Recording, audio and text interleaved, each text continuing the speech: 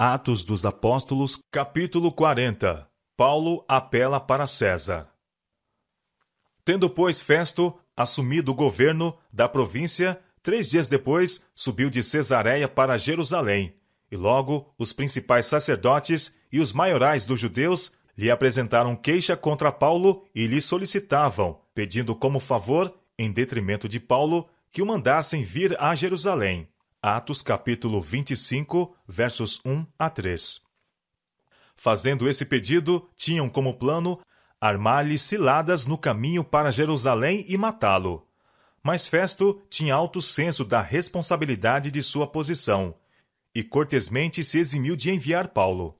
Respondeu não ser costume dos romanos entregar algum homem à morte, sem que o acusado tenha presentes os seus acusadores, e possa defender-se da acusação. Atos capítulo 25, verso 16.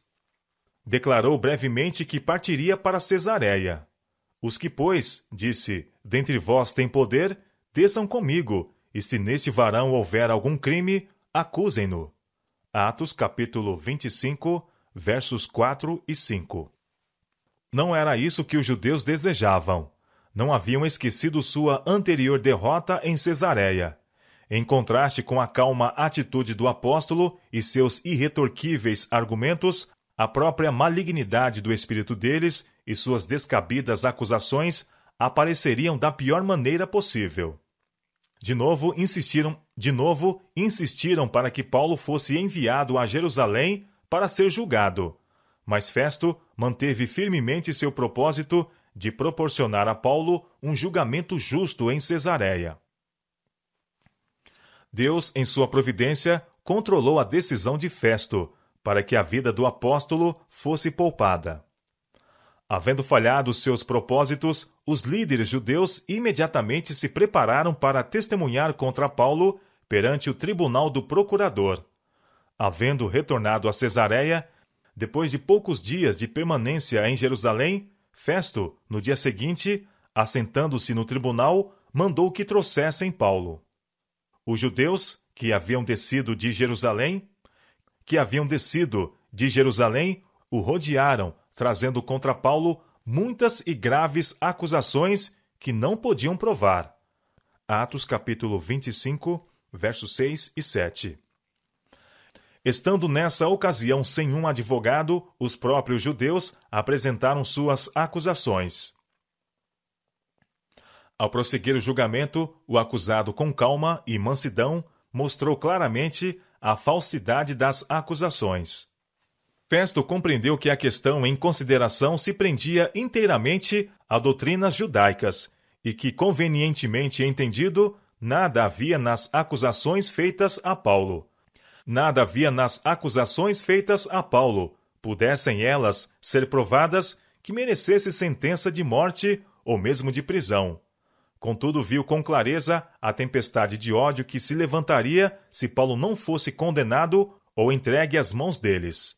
Festo, querendo comprazer aos judeus, voltando-se para Paulo, perguntou se estava disposto a ir a Jerusalém sob sua proteção para ser julgado pelo Sinédrio. O apóstolo sabia que não podia esperar justiça do povo que, por seus crimes, estava atraindo sobre si a ira de Deus.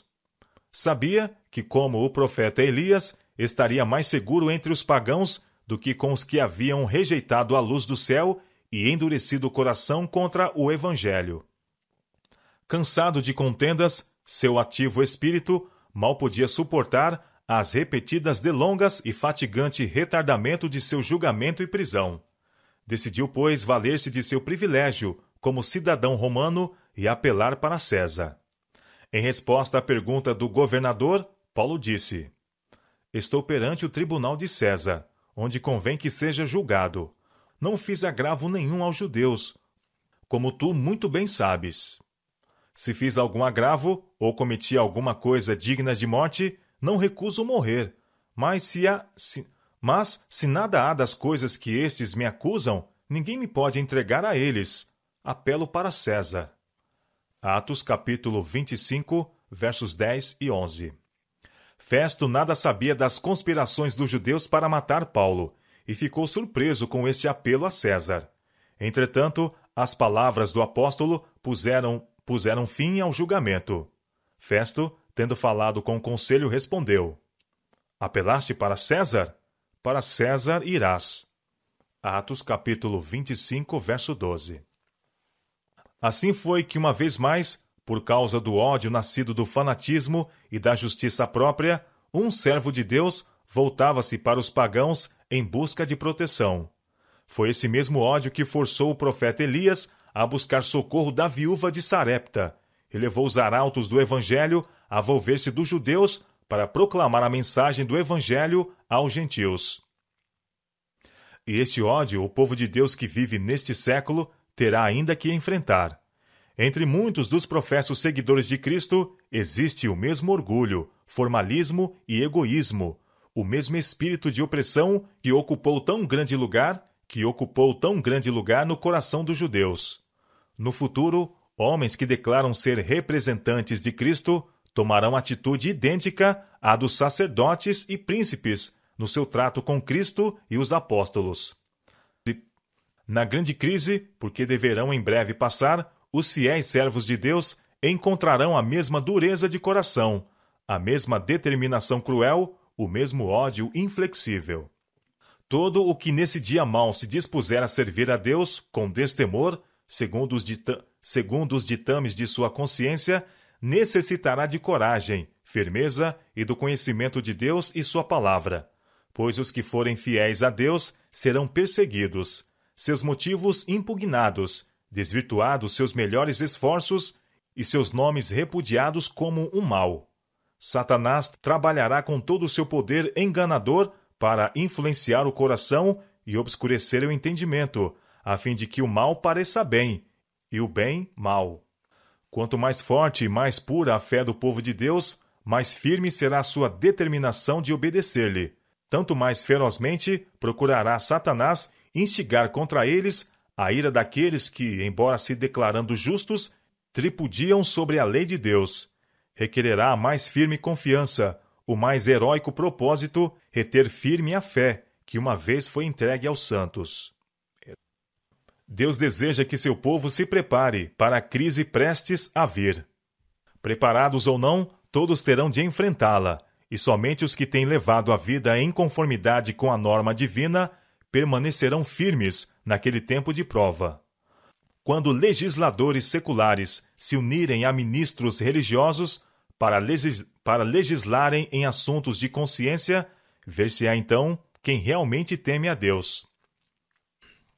Para legislarem em assuntos de consciência, ver-se-á então quem realmente teme a Deus, quem realmente teme a Deus e o serve. Quando as trevas são mais profundas, mais resplandece a luz de um caráter semelhante ao de Deus. Quando toda a demais confiança falha, então se verá quem tem uma confiança permanente em Jeová. E enquanto os inimigos da verdade estiverem de todos os lados observando os servos do Senhor para o mal, Deus estará vigiando sobre eles para o bem. Ele será para eles como a sombra de uma grande rocha numa terra sedenta.